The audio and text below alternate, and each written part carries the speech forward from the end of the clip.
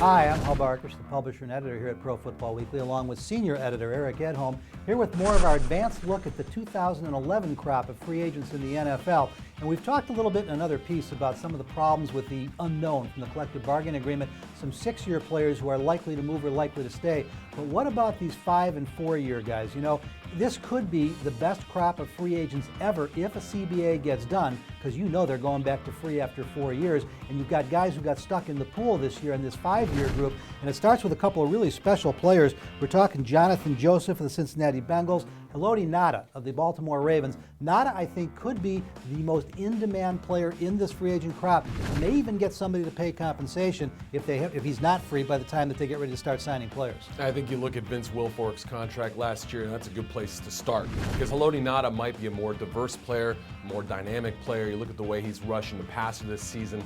He could break the bank as far as defensive linemen are concerned. You've got other guys out there like Richard Seymour, but Ngata, as far as a young player is concerned, could be that top guy. You know, a couple guys who were staring at big dollars until injuries bit. Matthias Kiwanuka's got the neck injury. D'Angelo Williams goes on IR with a foot problem. These guys were top dollar free agents, but you don't know what they're going to command now coming off the injuries. Yeah, and the Panthers situation is obviously murky. They let the Julius Peppers walk in the offseason. They don't know who their head coach is going to be. John Fox will end up somewhere else. Some talk about possibly letting D'Angelo Williams walk and giving the ball to Jonathan Stewart.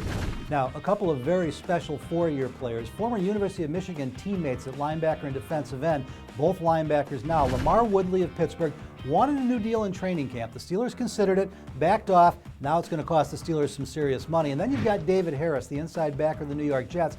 Big advantage to Harris because he's playing in a 4-3, can't play a 3-4. Woodley, he's going to be restricted to 3-4 teams. And how many of those Jets defenders can they pay? I mean, they've got so many of them that have to come up at some point. But you mentioned Woodley. Even though he is restricted to 3-4 teams, they're so valuable. Finding those outside pass rush guys, it's almost impossible to do so in this market. Hub, I want to bring up one other guy's name, a player who's obviously been very controversial this season, Sidney Rice. He put off hip surgery this offseason, and a lot of people thought there were some contractual elements to that decision. He's now come back into the Vikings lineup when their season essentially is over. They've got other guys that you mentioned before, Ray Edwards, Chad Greenway, they've got to take care of.